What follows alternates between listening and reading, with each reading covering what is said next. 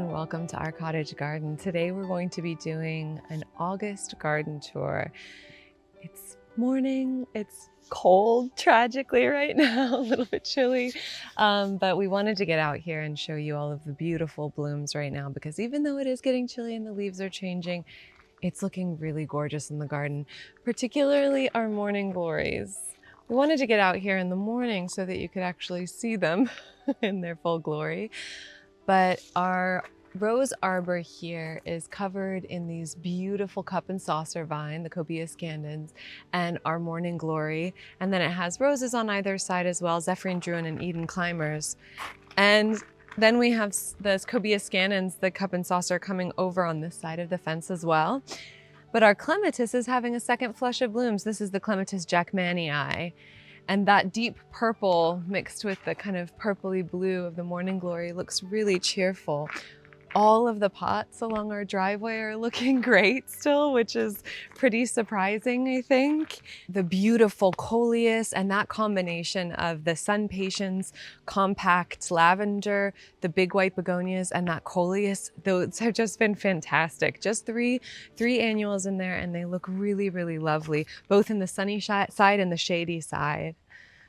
But our garden is just looking really lovely. This time of year is fantastic because it kind of mimics May again, which is another beautiful time of year, May and June. Because in May and June, the foxgloves and our roses really start. So at the beginning of June, usually, the foxgloves start, the peonies are in bloom. They're not in bloom now, but the roses start. And this rose in particular, this is the Olivia Rose Austin. We have them on either side. You can really see how this one is opening up. It's just been in some form of bloom throughout this season, just kind of pushing new buds. It looks so healthy and gorgeous. And honestly, I kind of wish that I had planted this all throughout the borders. Instead, I decided to do different varieties of pink roses. But this one has just been such a performer. It's held up beautifully. Right next to it, our Zephyrin druin has black spot. And this one is totally untouched. It's gorgeous, it's healthy, it blooms earlier than any of the other roses, and it has this soft rose fragrance. It's really lovely, like a kind of a buttery rose. It's really lovely. And the buds are much more saturated. It's just a fantastic rose. So if you are thinking about planting roses, I would highly recommend the Olivia Rose Austin. The Alnwick roses have completely defoliated on both sides. They're pushing a few new flowers right now, but I definitely say that those Olivia Rose Austins are gorgeous. And right next to them, right underneath here, we have this lavender foxglove. So we're getting that second flush of the roses, second flush of the foxgloves, and it's just spectacular to see, especially now that the garden is all full. You know, earlier in the season, there's so many blank spots, but this time in the season, it's all full. I love this compact lavender sun patience. We've just repeated that all throughout.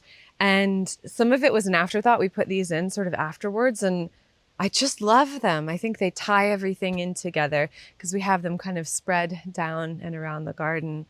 The geraniums are blooming again, which is really lovely. Our hardy geraniums.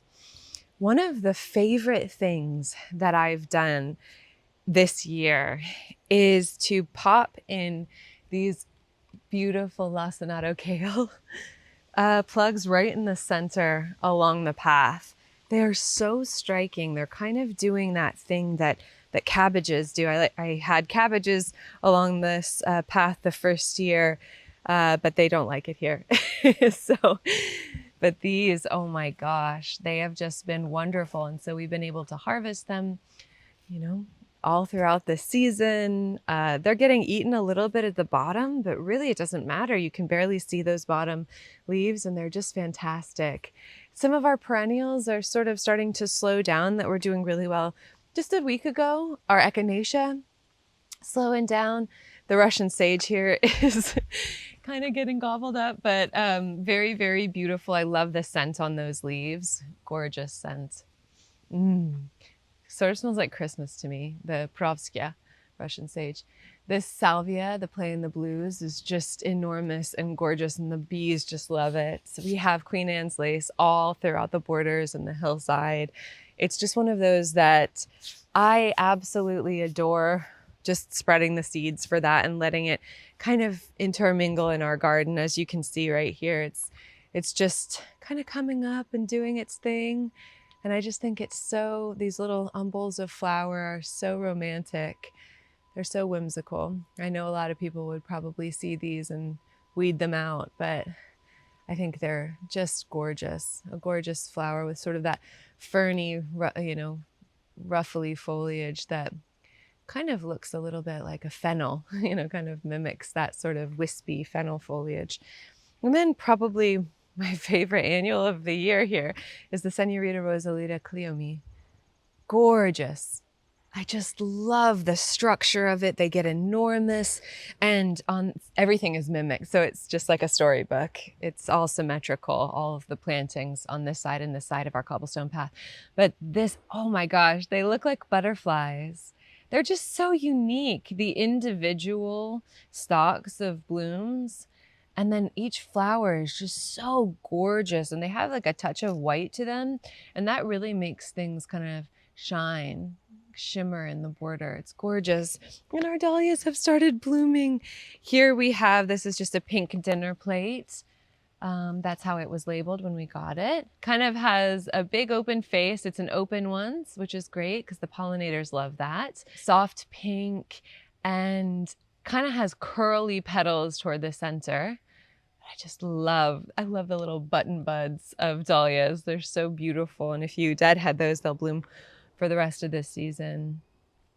This salvia, I think, looks so pretty mixed in with that blue, the pink, and then the kind of purpley pink of the Cleome. It's gorgeous. And then here we have our morning glories on our tripods. I just think they look so lovely. Oh, so those are a pink and purple variety. We have some heavenly blue as well, but those are just stunning. And then the annuals along here have done pretty well. Like the Hoopla Vivid Orchid is doing okay. The Cashmere Pink Superbina, they're just not in a terrible amount of color. They don't have that many blooms right now, which is kind of unfortunate, but that's okay. There are some other dahlias over there. Maybe we can just get a close-up of them. We have them, the Edinburgh in the front, just looking great. This lamb's ear this year has gone crazy. It's just been so happy to be alive, and it's totally like eaten up this iris. Look at that, it's all pushed over here. But that's okay because the grasshoppers have made a little apartment complex here and have just been eating the lamb's ear. But because it grows so vigorously, so prolifically, you can hardly tell, but you can really tell with the iris foliage. So it's probably a good thing that it's kind of being hidden because it's really being munched on. I love the structure of the Boom Chocolata geraniums, how it sort of stays this nice little mound of dark foliage. This one here, it's just beautiful. I love that. And this one here is starting to bloom again, which is lovely to see those cheerful little blooms next to our white foxgloves. So we have foxgloves all throughout, which is really lovely. And bumblebees, and then we have our purple kale in the back of the borders. We also have lots of cucumbers growing on our, here, come this way. I'll show you the morning glories from this side because the morning sun comes in this way, and then we'll come around here. We have cucumbers growing up our tripods. And so it's just nice to kind of slink in here and harvest the cucumbers amongst the flowers and everything. Maybe I'll see if I could find one in a moment. But yeah, ooh, sleeping bumbles. Sorry, I don't know if you can see this. He's raising his hand. Like, can you? The bumblebees love the hyssops. So do the hummingbirds. They are just obsessed with this plant. Highly recommend if you haven't planted it. But I love our birch tripods that Bert put up. And I think that the morning glory covering them is just really beautiful. I think that color combination of the pinks and purples it's really nice to see that kind of mimicked throughout the garden. It's really beautiful. Let me see if I can, I don't want to bother this bumble, but let me see if I can slink in here and grab a cucumber if we have one. There's a fat one here that needs to be picked. Looks like a pepper. There we go. It's a funny one. Do you want to have that? Our porch bed here is looking really full and lovely. We did a little bit of kind of cleanup in here, but really not very much. These rudbeckia are just a wild rudbeckia, and they've kind of tumbled over, but they're still facing, you know, they find the sun, they wiggle their faces up to find the sun. So that kind of pop of yellow wasn't expected, but I left it because I think it's really pretty and it's a nice kind of accent. Yellow has a way of sort of highlighting an area, and especially if you put it at the outer edges of a garden or way far away at the end of a garden, it makes the garden either appear wider or longer. It's got this magical kind of quality to it. Our Limelight Prime hydrangea is in bloom, just looking really beautiful. I love those beautiful panicles. Our Ipomea here is looking fantastic. The lamium this year has been so wonderful. It has just been in some form of bloom the whole season. I love that silvery foliage, just creating a carpet in the garden. It's such a fantastic ground cover, as are the astilbes. The astilbes are a wonderful ground cover, and then you have the bonus of these beautiful stalks of color. And you can really succession plant astilbes, because we have astilbes that bloom earlier in the season, early summer, I'd say, and then these ones bloom late summer. So you can really find varieties that can carry you through.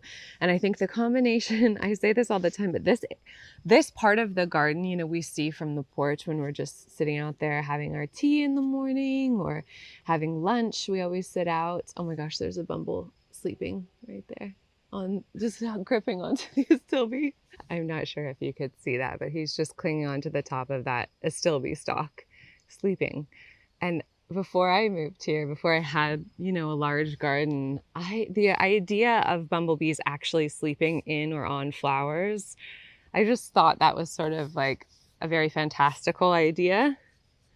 But they actually do it. Every morning you wake up and you see these bumblebees sleeping in flowers, and I try and find which ones are sleeping, like in the foxgloves or in our cup and saucer vines. They are just so sweet. But yeah, this color combination of this purple astilbe with this really soft, it's like a really kind of creamy lilac of the sun patiens here is gorgeous. I love it. And then you kind of stair step up to the beautiful hyssops there with those spires of flowers that are sort of like miniature versions of these purple astilbes, just kind of these little candlesticks of color that the bumblebees love as well.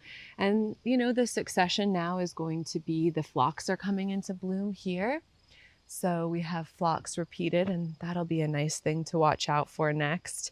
But the hostas, the astilbes, we have tons of forget-me-nots all throughout here, are just gorgeous. And those astilbes, the foliage is really beautiful, kind of a ferny foliage and a really beautiful rich green color. And I think that it's like a muted green, and it looks really gorgeous as a ground cover for the whole year. And then you get these candlesticks of color, which is gorgeous. Our interrupted fern is doing really well.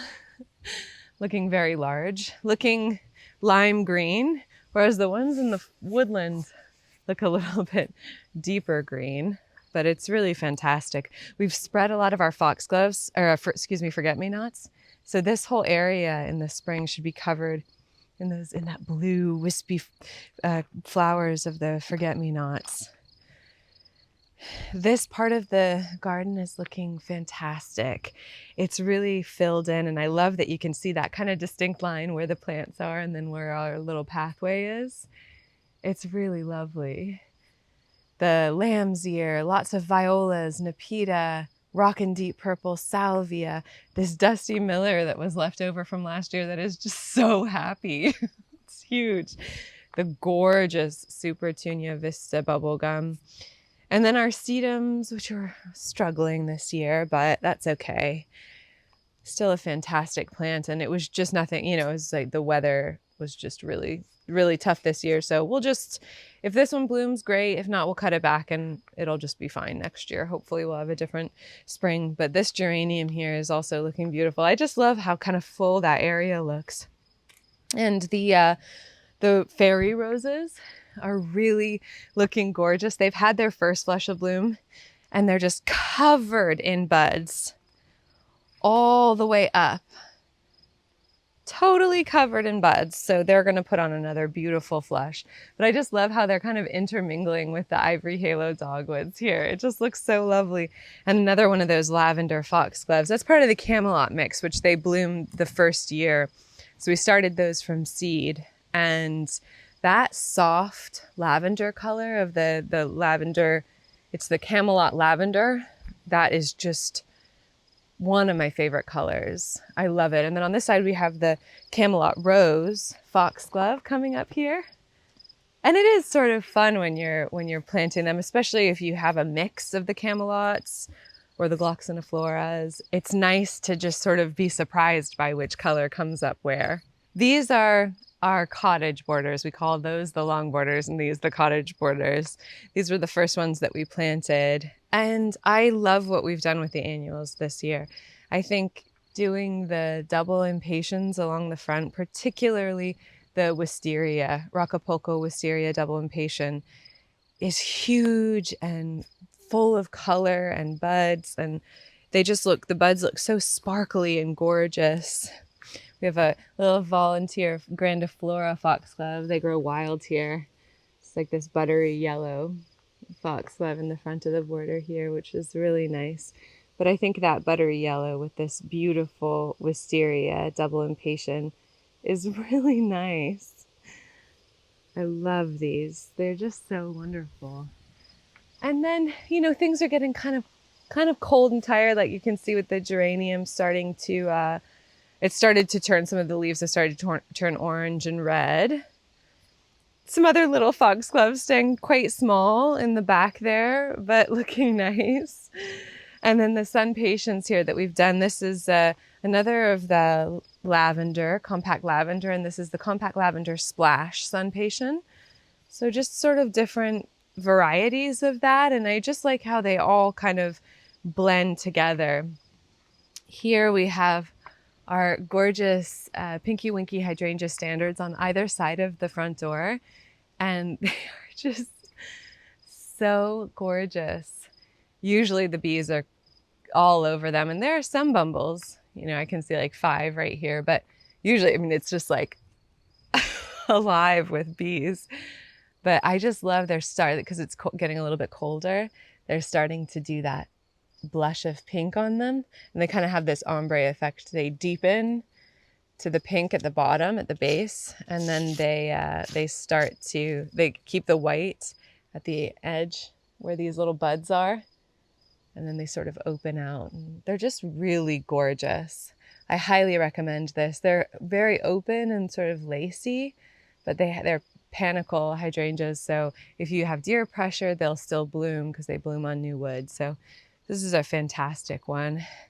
And here at our front door, our little arborvitaes are doing pretty good. They have a little bit of brown, but they're doing pretty good overall.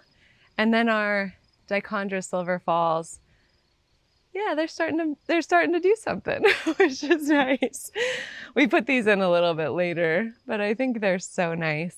And our window boxes have been such a fail this year. Honestly, the tuberous begonias that we got this year were such a letdown. They really didn't do anything. If anything, they got smaller throughout the year. But we did those in the window boxes because we couldn't find enough of the big white begonias or the surefire white begonias. So we did these double whites, and they just haven't done very well. They've kind of fizzled. And I think I'm excited to put in some fall plantings maybe in the window boxes. Let me know if you guys want to see, you know, shifting the garden into fall type of video, because that could be fun for us to do.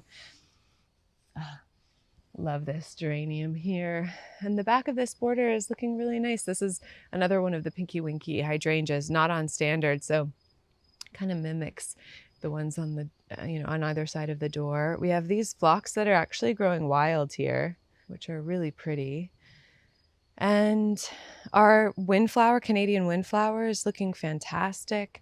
This shade bed here is just such a joy to me. I think it's so beautiful. The colors, it's very peaceful. I love the bird bath there. Obviously, we have a stone bird bath, and just the pulmonaria, these different variegated hostas, this larger hosta here, we have a Jacob's ladder, and then lots of spring bloomers. And then I think the Burwalia and the beautiful Nepeta are providing some of that color. We have lots of Astilbes that are on the smaller side, just because they're new. We transplanted those over there, so they should fill in and just be the ground cover for this whole side of the garden. I can hear the hummingbirds. We have 3 that come pretty often, and the 3 of them will kind of fight over flowers, and they just make the cutest little sounds. But this is another one of those lavender foxgloves blooming there. Just looks really, really charming, I think. Here we have some more of these tuberous begonias. Again, just not performing very well. I mean, the blooms just sort of melted off, and they're not looking super happy. Our fern here is looking okay. We'll give it another year and it should be doing well, but the morning glory is starting to grow up here. We planted this one really late and it really wasn't doing much, but now it's really starting to climb, which is great. Great to see that. Let me help you here. And I love the color climbing up our makeshift arbor here that Bert put together out of scraps. This one really doesn't want to go up, does it? Oh my gosh. It's so funny how quickly the spiders will make a web. We were, cleaned up the front of the door because the spiders love to create spider webs right at our entrance. And I cleaned it up. I went inside, I got some water, talked to Bert about something, came back out, and they had already started making the webs again. It's pretty crazy. I love this hydrangea. We got a little gift of another bloom. These bloom earlier. These are like the earliest blooming hydrangea that we have, but it's got another bloom. How fun is that? And I love how they look even when they're not in bloom. And it'll be really fun when this one on this side, because we put this in later, gets just as tall as that. That'll be so beautiful. And then we have some other phlox here. I like this really rich colored phlox. That one's really pretty. And then here we have our dining garden, which has sort of shifted gears. We have our fire pit out here. But I love how this looks here with all of the foliage interest. And we have some plants in pots just kind of plunked down there. And I think it looks very peaceful out there. It's a nice space. It's very quiet. And a lot of this is just going to spread and kind of fill that area in. Our little jelly bean cutouts are looking pretty good, I think. But I want to show you our English sunken garden, and then I'll walk you around the side to show what we planted up in a few videos ago, maybe a few weeks ago. We planted up the side garden.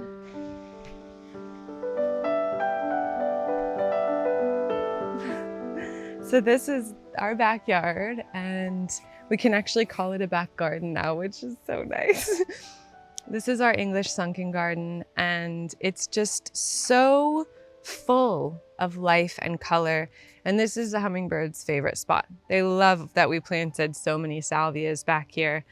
The rock and deep purple and the plain the blues and the blue suede shoes salvias are all beloved by the hummingbirds. They really do like visiting the verbenas as well, the superbenas, which is really nice. Oh, I just see another hollyhock has started to bloom.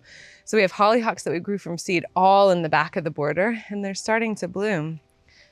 But we have tons of stuff in here, and it's crazy that we started this in April or May, maybe. And we dug it all out by hand. I wouldn't recommend doing that. We were sore for like the whole year, the whole season. But we dug all that out, and then the rocks that we dug out, we used to create the patio area. It's so nice. This is such a warm spot. So even on cold days when the sun kind of fully comes up, it'll be really, really warm here. In the back of this garden, honestly, I wanted to love this, the Kufias, but they just have not liked it here for us.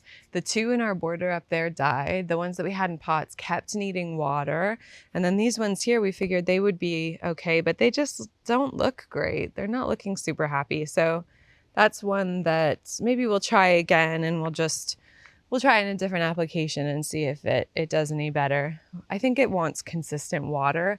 And because we get so much rain, and then we'll have like a week or two of no rain, I think that inconsistency is maybe what it doesn't like. But our hollyhocks are looking fantastic. Amy is ready to be spread, the seeds. But look at that. That's the champagne majorette double hollyhock, I think it's called. But it's just a gorgeous, kind of a champagne peach color. It's so pretty. Ugh. That's a perfect bloom. I mean, that is gorgeous. And I love the little macaroon shaped buds. I think they're so charming. And these beautiful little splats, look like cartoon hands of leaves. They're just really, really lovely. I love hollyhocks, and I'm so glad we planted so many back here. And then we have our thicket of brambles. It's down the hillside, but there's one blooming here. I don't know if you can see it. But see how that's blooming at the base? It's a really pretty pink color. So it'll be fun to see all of those coming into bloom. And I just really love this spot. This, next to our kufia that's not doing great, is one that has done so well for us. This is the lemon coral sedum. A lot of people talk about this one, and I understand why now. It's such a fantastic annual. But yeah, back here where it's got more sun, the verbenas are doing a little bit better, but still not, they haven't been performing for us. They didn't do it very well last year, and they just haven't performed that well this year. So maybe we'll sort of shift over and try something else next year. Like this one here is doing great. This is the cashmere pink. It's in a lot of color, and they're getting really big. But we have some medicinals here as well, some lemon balm, which is really fun. And coming out here is just really nice. We have Dusty Miller all throughout, kind of creating a ring around the outside. And I think that's really effective. You don't really notice it at first, but you see that repetition, and it just kind of has a nice sparkly effect in the borders. I think the most successful annual for us is the Plain the Blue Salvia. I mean, honestly, if you came through and did just a whole ring of Plain the Blue Salvia, that would be lovely. They're just such good plants. They just perform so well. We have some volunteer rudbeckias back there that are just making their way. But yeah, it's such a peaceful spot. Our juniper seems to be doing pretty well. It survived that transplant, and it'll just be really fun to see the hollyhocks grow back there and kind of create. The hollyhocks just look so cottagey and whimsical and big, brilliant, flowers. So that'll be fun to see that as that kind of progresses. But tons of bumblebees all over the salvias, and it's just a really nice peaceful area that's a mix of annuals and perennials, because we wanted to make sure that this year it got a lot of color. So we divided a lot of perennials from the garden. We can leave the video where we did that whole makeover up here, but lamb's ear and nepeta kind of repeated throughout, and lots of other perennials like mountain bluet here as well, some sedums, some perennial sedums, but so that we'll have like a lot of established plants for next year starting out. And so we'll do fewer annuals, but now that we've kind of honed in on what things really love it back here, we'll probably do more of those and probably less of the things like the kufia, and particularly the I think it's the cobalt superbena. We probably wouldn't do that again. And the white bacopa didn't perform well. So we just kind of adjust, learn, see what likes this area, and then try to find the right plant for the right place. And the other thing to mention about this area is that everything here, the annuals, the perennials, the biennials, everything in this garden is deer proof. So if you are a gardener who doesn't have a deer fence but wants to grow fantastic things that are deer proof, deer resistant, then we have tons of deer here. So I would highly recommend any of these varieties: lemon balms, verbenas, salvias, the sedums, bacopas, dusty millers, bachelor's buttons, hollyhocks, peonies.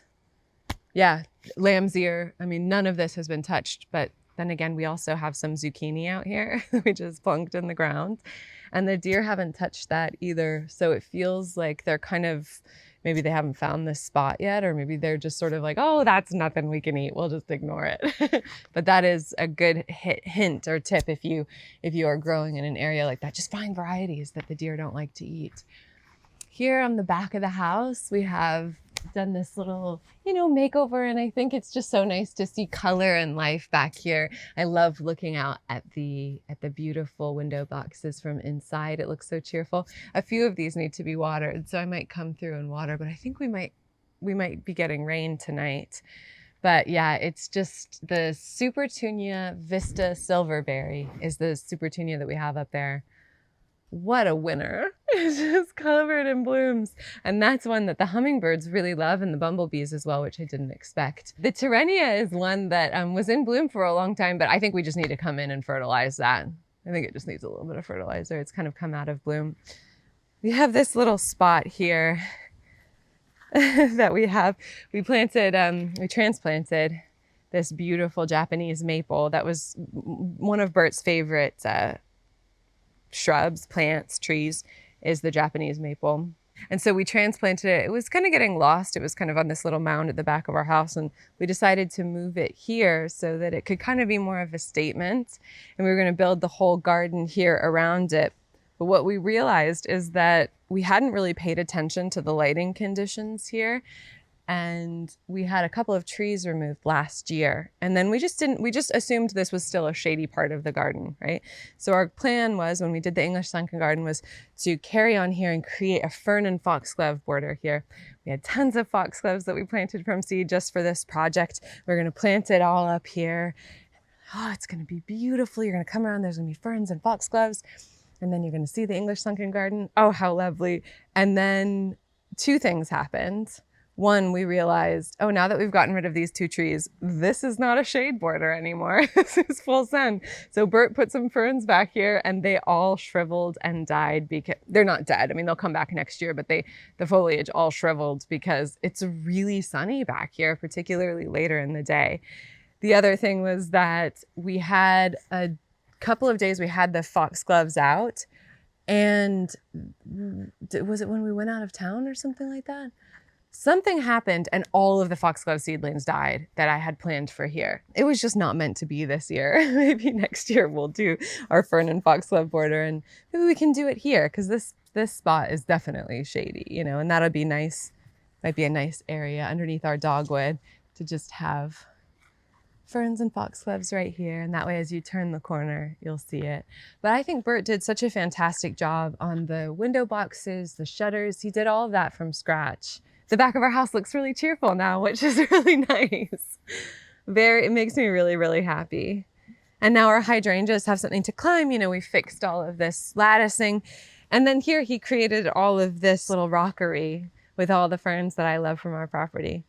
Sort of a little gift for me. It was such a nice surprise. So sweet. I love it. And then around here, the grass is wonky here, but we created this little border here just a few weeks ago, and it's going to fill in and it's going to continue to look beautiful over the years, but we have tons of ferns from the property.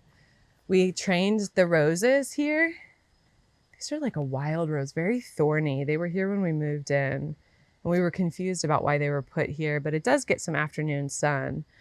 But yeah, we created a little border here. So before it was just you could see underneath our porch, and Bert put up the lattice work, and yeah, I just really love being able to see this here.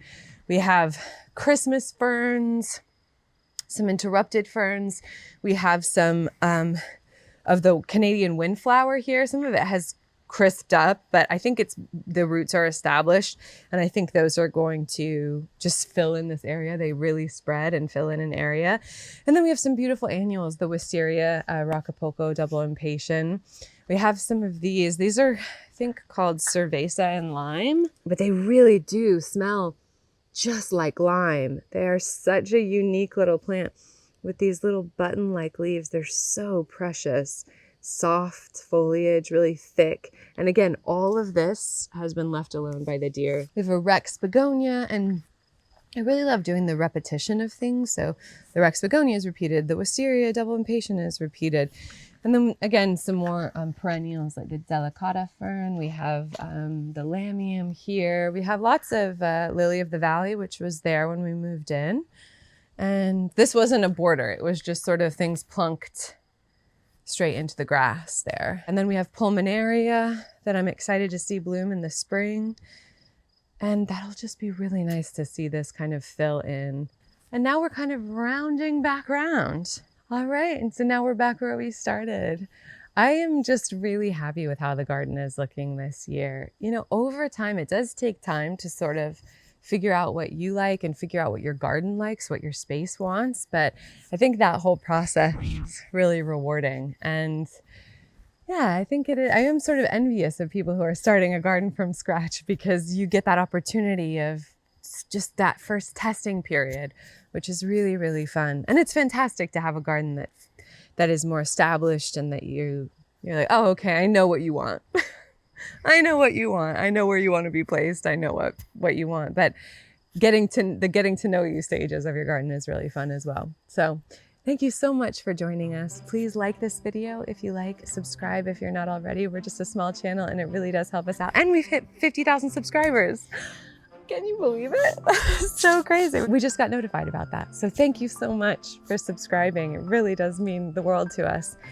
I hope you enjoyed this video. Let me know down in the comments what kind of videos you'd like to see coming up. Probably some autumn content will be coming up soon, but yeah. Thanks so much, and we'll see you soon. Happy gardening. Bye. Have a lovely day.